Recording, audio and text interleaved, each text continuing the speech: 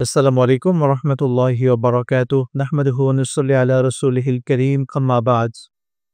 প্রিয় দর্শক মণ্ডলী, রমজানুল মোবারকের এই সুন্দর সময়ে বিশ্বের যে প্রান্ত থেকে আপনারা আমাদের সাথে যুক্ত হয়েছেন, সকলকে আন্তরিক মোবারকবাদ, প্রীতি এবং শুভেচ্ছা জানিয়ে শুরু করছি জনপ্রিয় ইসলামিক আয়োজন আল আরাফা ইসলামী ব্যাংক প্রেস নিবেদিত বরকতময় মাহে Ramadan. Powered by mega digital scale, সহযোগী sponsor Islami bank Bangladesh limited এবং বিআরবি হসপিটাল লিমিটেড। দর্শক, শুরুতে মহাগ্রন্থ আল কোরআনুল কারীমের চমৎকার কণ্ঠে তিলাওয়াত শুনে আসি। আমার নাম মোহাম্মদ জিহাদুল ইসলাম। أعوذ بالله من الشيطان الرجيم. بسم الله الرحمن الرحيم. وإذ قال إبراهيم رب اجعل هذا البلد آمنا واجنبني وبني أن نعبد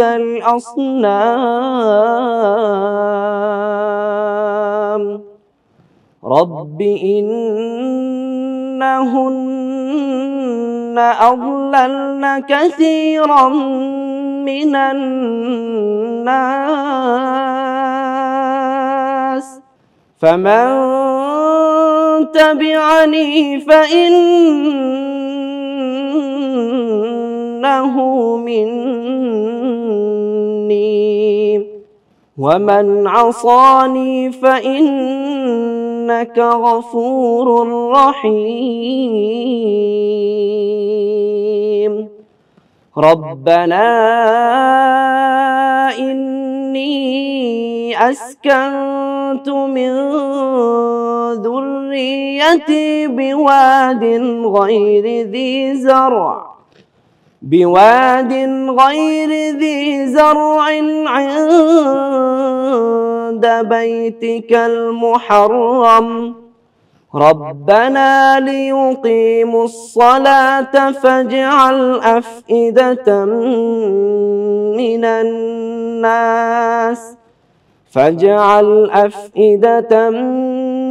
الناس تهوي إليهم وارزقهم من الثمرات لعلهم يشكرون. صدق الله العظيم. আলহামদুলিল্লাহ, চমৎকার কণ্ঠে আল্লাহ সুবহানাহু ওয়া তাআলার কালামের বাণী আমরা শুনলাম। দর্শক, এ পর্যায়ে পরিচয় করিয়ে দিচ্ছি আজকের এই পর্বে দুজন সম্মানিত অতিথিদ্বয়ের সাথে। ঠিক আমার সামনে আছেন জনপ্রিয় এবং তরুণ ওয়াইজ মোহতারাম হযরত মাওলানা শরীফ হোসাইন নুরী। আসসালামু আলাইকুম ওয়া রাহমাতুল্লাহ। দর্শক, রয়েছেন আরো একজন বিজ্ঞ আলোচক মোহতারাম মুফতি আশিকুর রহমান সুবহানী। আসসালামু আলাইকুম ওয়া রাহমাতুল্লাহি তাআলা ওয়া বারাকাতুহু। ওয়ালাইকুম আসসালাম ওয়া রাহমাতুল্লাহ। আপনাদের অভিনন্দন আমাদের চমৎকার আয়োজনে। দর্শক, আজকে আমরা কথা বলতে চাই লাইলাতুল কদর নিয়ে। রমাদান মাস চলছে। এই মাসটি অত্যন্ত দামি মাস। এই দামি মাসে সবচেয়ে দামি হওয়ার কারণে একটা পেছনে যে রহস্য, সেটা হলো এই মাসের মধ্যে কোরআন নাজিল হয়েছিল। আর কোরআন নাজিল হয়েছিল যেই রাতটিতে, সেটা হচ্ছে কদরের রাত। এই লাইলাতুল কদর, এটার গুরুত্ব, তাৎপর্য, মাহাত্ম্য, এই রাত্রে কি আমল করব বা আমাদের দায়িত্ব কি, এই বিষয়গুলো নিয়ে আমরা শুনবো ইনশাআল্লাহ তাআলা। প্রথমে মুহতারাম, আপনার কাছে জানতে চাওয়া, লাইলাতুল কদর, এই রাতকে আল্লাহ তাআলা কেন এত সম্মান দিয়েছেন বা এটা আমাদের কাছে এত শ্রদ্ধার কেন? আলহামদুলিল্লাহ, আল্লাহ সুবহানাহু ওয়া তাআলা সারা দুনিয়ার মানুষের জন্য যেই পথ প্রদর্শিকা, যেই গ্রন্থ রব্বুল আলামিন দিয়েছেন, এই গ্রন্থ আল কোরআনকে আল্লাহ রব্বুল আলামিন এই রমজানুল মুবারকের লাইলাতুল কদরে নাজিল করেছেন। আল্লাহ সুবহানাহু ওয়া তাআলা কালামে পাকে ইরশাদ করেছেন, ইন্না আনজালনাহু ফি লাইলাতুল কদর, নিশ্চয় আমি এই রমজানে লাইলাতুল কদরে কোরআনুল কারীমকে পৃথিবীতে নাজিল করেছি।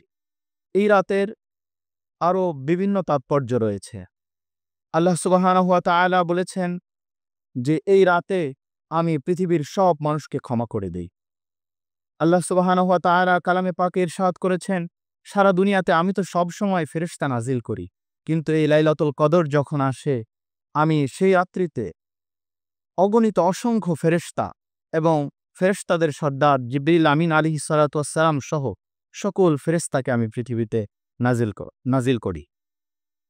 এছাড়াও আরও অনেক গুরুত্ব এবং মাহাত্ম্য কোরআনে পাকে বর্ণিত হয়েছে। এই লাইলাতুল কদর সম্পর্কে কোরআনে পাকে আল্লাহ পাক বলেছেন, যেটা এমন একটি রাত্রি যেই রাত্রিতে আমি আল্লাহ সুবহানাহু ওয়া তাআলা বরকত নাজিল করে থাকি।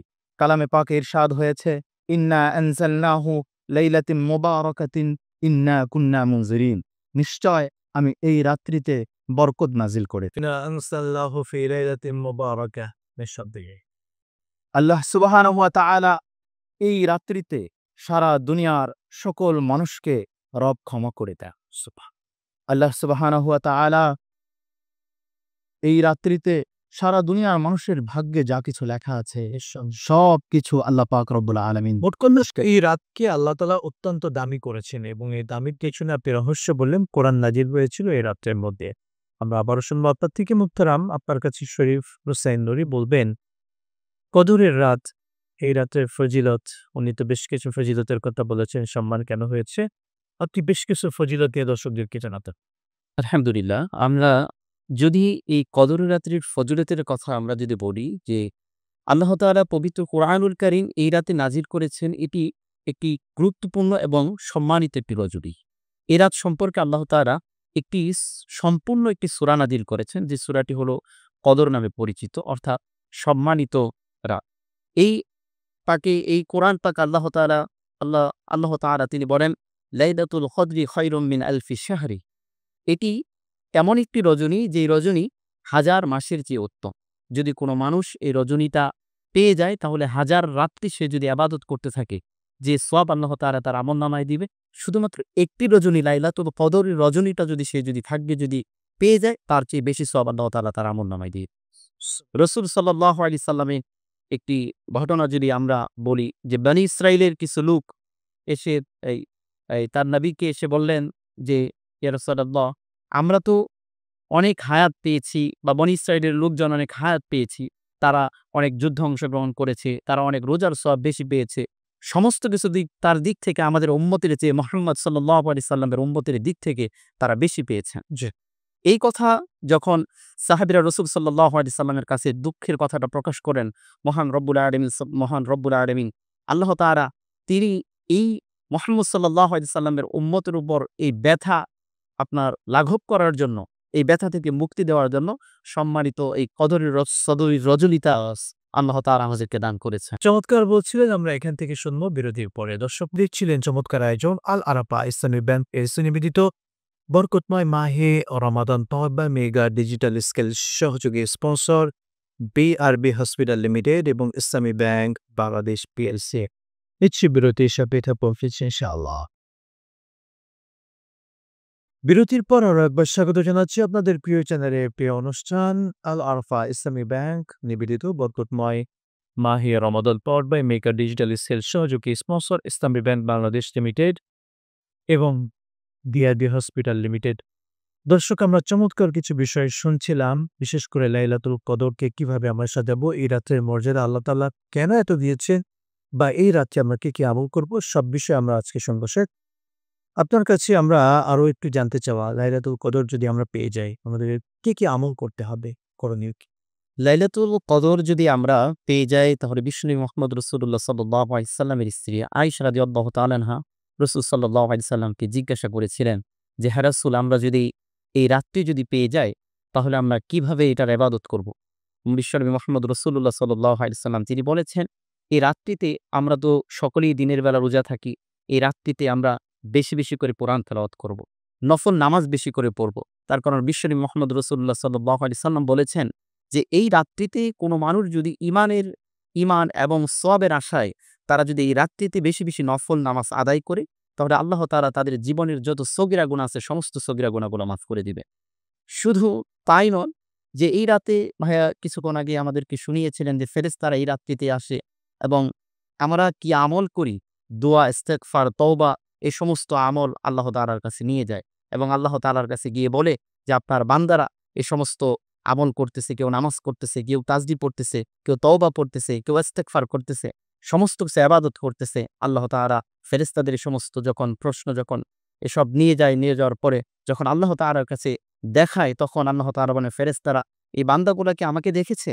কয় না, আমাকে দেখেনি। আল্লাহ জান্নাত দেখেছে? না দেখেনি। জাহান্নাম দেখেছে? না দেখেনি।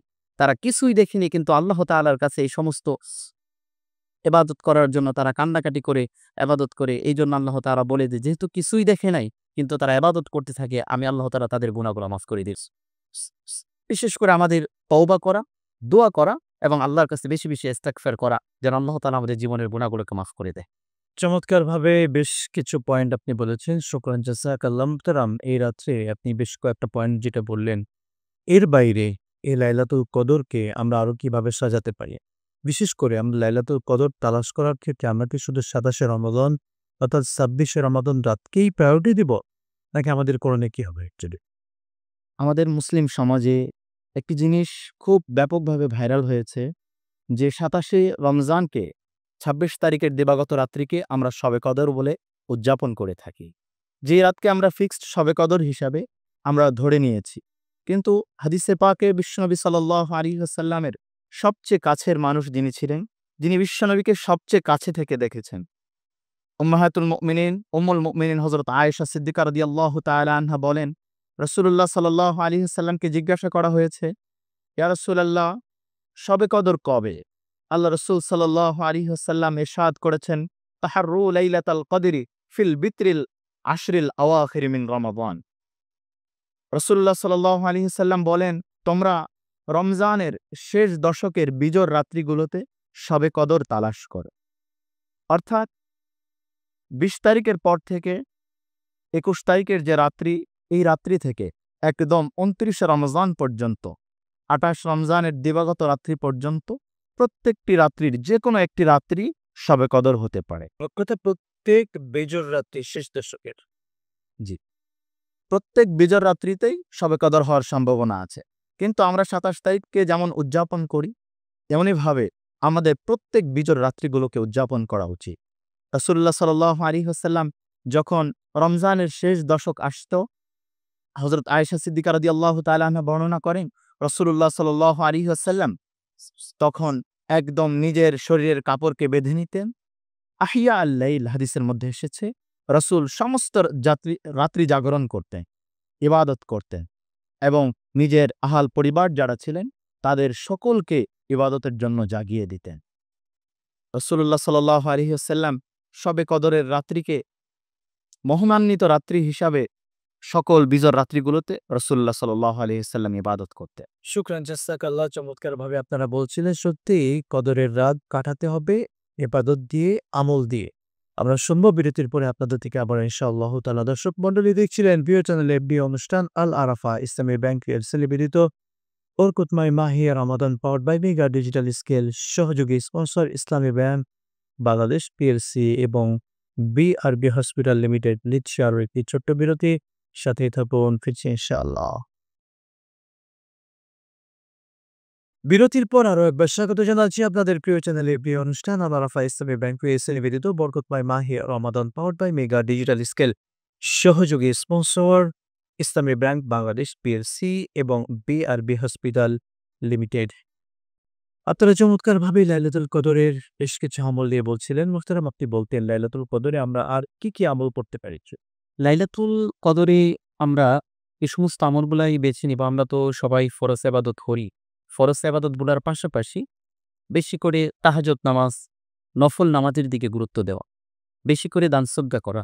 সেদিন আমাদের অনেকের পিতামাতা, আত্মীয়-স্বজন অন্ধকার কবরে চলে গিয়েছেন, তাদের জন্য দোয়া করা। তার কারণ তারা যখন বরণ করেছেন, তাদের আমলনামা সমস্ত কিছু বন্ধ হয়েছে। আমাদের ছেলে সন্তান, মেয়ে সন্তান, আমরা তাদের জন্য যা দোয়া করব তারা তাই পাবে। এইজন্য মসজিদ, মাদ্রাসায় এতিমদের দান সদকা বেশি করা, বেশি করে তওবা পড়া, ইস্তেগফার বেশি বেশি করে পড়া, আল্লাহর কাছে বেশি বেশি করে দোয়া প্রার্থনা করা যেন আল্লাহ তাআলা আমাদেরকে মাফ করে দেয়। পাশাপাশি আমাদের আত্মীয়-স্বজন, পাড়া প্রতিবেশী, বন্ধু-বান্ধব যারা ইন্তেকাল করেছেন, আল্লাহ তাআলা যেন তাদেরকে মাফ করে দেয়। চমৎকারভাবে বেশ কয়েকটি পয়েন্ট বললেন। অর্থাৎ এই রাত্রিকে বিশেষ করে লাইলাতুল কদরে আমার তাহাজ্জুদের সালাত যেটি আছে, এটা কিন্তু শুধু লাইলাতুল কদর না, আমরা প্রত্যেক রাত্রেই এই সালাতকে আদায় করার চেষ্টা করব।